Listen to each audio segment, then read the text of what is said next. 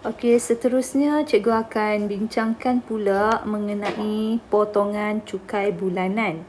So, apa yang dimaksudkan dengan potongan cukai bulanan atau singkatannya disebut sebagai PCB?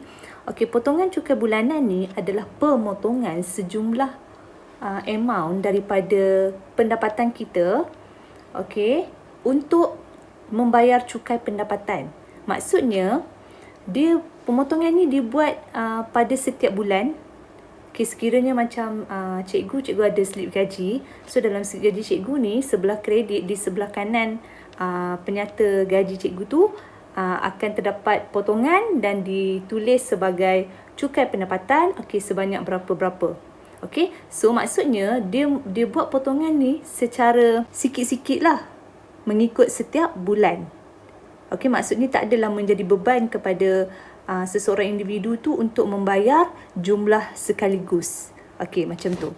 So, potongan cukai bulanan ni, dia merupakan potongan daripada pendapatan untuk bayaran cukai pendapatan tahun semasa. Okey, so kita tengok selagi contoh mungkin awak lebih faham.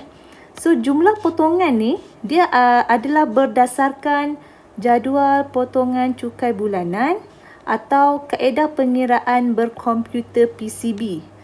Okey, siapa yang sediakan? Okey, disediakan oleh Lembaga Hasil Dalam Negeri atau LHDN. Okey. Okey, kita tengok sikit berkaitan PCB dengan jumlah cukai yang perlu dibayar tu. Okey, sekiranya cukai yang perlu dibayar, okey, contoh sekarang kita dah kira cukai yang perlu dibayar tu melebihi PCB yang dipotong. Maka kita akan tengok sini cukai kena tolak PCB. Jadi kita akan dapat satu amount, di mana amount tersebut merupakan bayaran cukai yang tidak mencukupi. Maksudnya cukai yang kena bayar tu lebih daripada yang telah dipotong daripada akaun kita. Jadi bila tak cukup, maka apa yang perlu kita buat sebagai pembayar cukai yang bertanggungjawab? Jadi, apabila bayaran cukai tersebut tidak mencukupi, maka kita sebagai pembayar cukai perlu jelaskan baki tersebut kepada LHDN.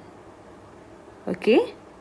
Itu sekiranya cukai yang perlu dibayar melebihi potongan cukai bulanan yang telah ditolak itu. Tetapi sekiranya cukai yang perlu dibayar tersebut kurang daripada PCB yang telah dipotong, maka kita akan ambil PCB tolak cukai. Maka jumlah bulanan, okey, total PCB setahun yang telah dipotong daripada akaun tu, okey, lebih daripada yang cukai yang sepatutnya kena bayar. Jadi ini merupakan lebihan, dah terlebih potong daripada pendapatan. Okay, so bila ada lebihan PCB ini akan dipulangkan. Okay, maksudnya LHDN akan pulang balik kepada pembayar cukai dengan mengkreditkan nilai tersebut ke dalam akaun pembayar cukai. Okay, kita tengok pula bagaimana kita nak buat perbandingan di antara cukai yang perlu dibayar dengan PCB yang telah dipotong daripada akaun. Jadi kita tengok dekat sini, kita ada soalan. Gaji tahunan Encik Lim ialah RM74,000 pada tahun 2020. Dia menuntut pelepasan individu sebanyak RM9,000, insurans hayat dan KWSP sebanyak RM7,000, insurans perubatan sebanyak RM1,325 dan perbelanjaan rawatan perubatan ibu sebanyak RM1,250. Okey, so ini adalah item-item di bawah pelepasan. Okey, dia juga telah mendermakan RM1,000 kepada pusat kebajikan yang diluluskan. Okey, so bila ada derma, ini merupakan item pengecualian cukai. setiap bulan gajinya dipotong. Ni, setiap bulan gajinya dipotong sebanyak RM180 untuk potongan cukai bulanan PCB. Okey, soalan A. Hitung cukai pendapatan yang perlu dibayar bagi tahun tersebut. Okey, so kita tengok dekat sini. Okey, so apa yang pertama sekali, apa yang awak kena ingat, bila kita nak hitung cukai pendapatan, pertama sekali perlu dapatkan dulu berapakah pendapatan bercukai. Okey, so kita tengok kat sini cikgu dah letak pendapatan bercukai. Okey, ni rumusnya, jumlah pendapatan mesti tolak dengan pengecualian cukai tolak pelepasan cukai. Okey, so jumlah pendapatan. So gaji tahunan dia RM 74,000 tolak dengan pengecualian cukai. So ingat balik pengecualian cukai seperti derma. So kita ada derma di sini RM RM1,000. Okey, ditolakkan dengan pelepasan cukai. So dekat sini pelepasan cukai kita ada banyak dia punya item. So kita letak dalam kurungan dan kita masukkan nilai-nilai tersebut. Okey, RM 9,000 tambah 7,000 tambah 1,325 tambah 1,250 ringgit. Okey. Jadi tekan kalkulator, kita akan dapat nilai di sini ialah RM 54,425 ringgit. Okey, so ini untuk pendapatan bercukai.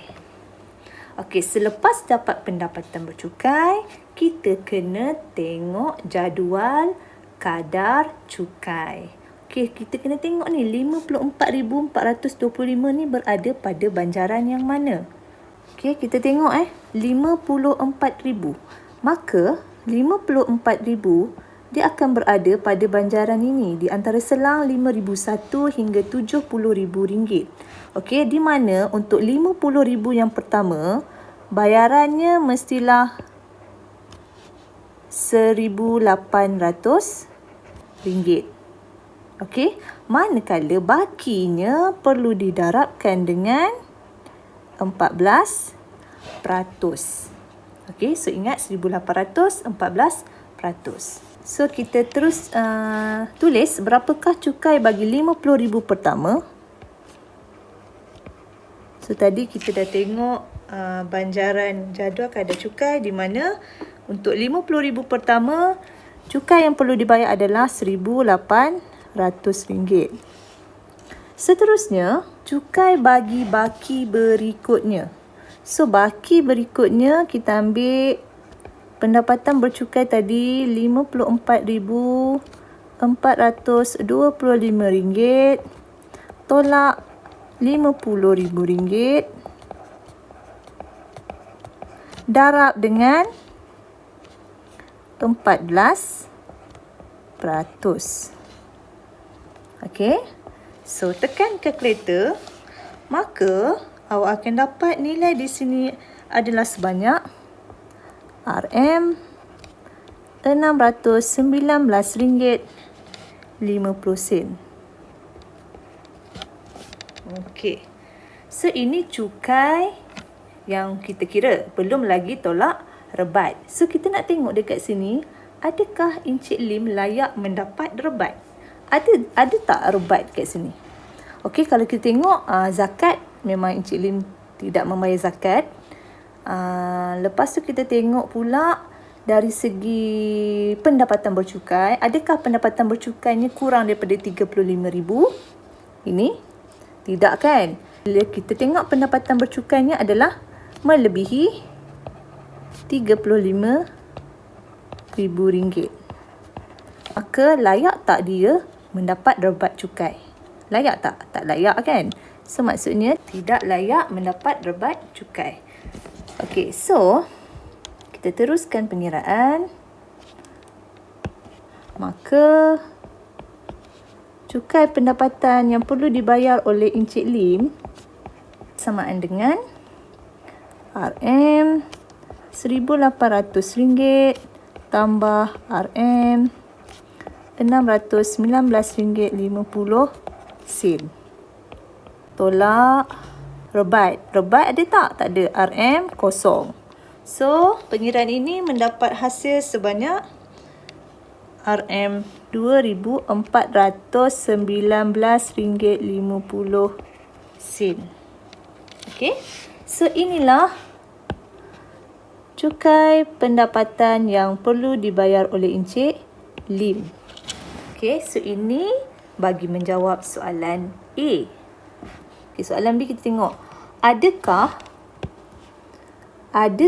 Encik Lim perlu membuat bayaran baki cukai? Jelaskan jawapan anda. So, kita tengok dekat sini, dalam soalan dia dah cakap yang setiap bulan gaji dia tu telah dipotong untuk cukai bulanan. Dia dah potong dah. Okey, sebanyak RM180 sebulan. Okey, so adakah mencukupi RM180 sebulan itu untuk menampung jumlah 2,000? Okey, ni jumlah ini.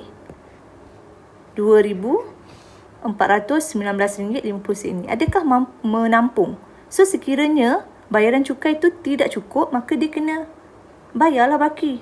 Tapi sekiranya melebihi, maka LHDN akan bayar balik. Okey, so kita kira sekarang.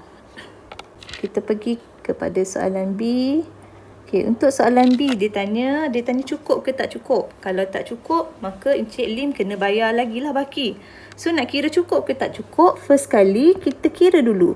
Berapakah jumlah PCB itu untuk setahun? So, sebulan dia potong 180. So, kalau setahun kita darab dengan 12. Maka, setahun telah dipotong sebanyak RM2,160. Okey? Jadi, sekarang kita buatlah perbandingan. Okey, kita tengok dengan cukai pendapatan yang perlu dibayar ni. Cuba kita buat perbandingan. Kita compare. Okey, kalau kita tengok dekat sini, ni cukai melebihi daripada PCB.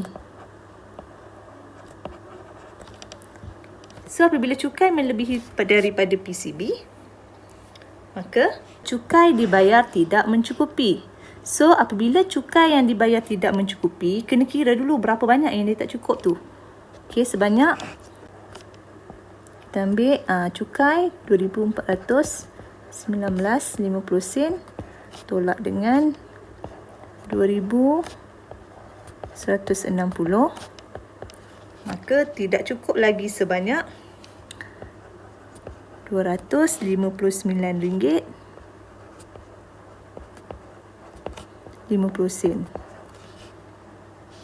Okey.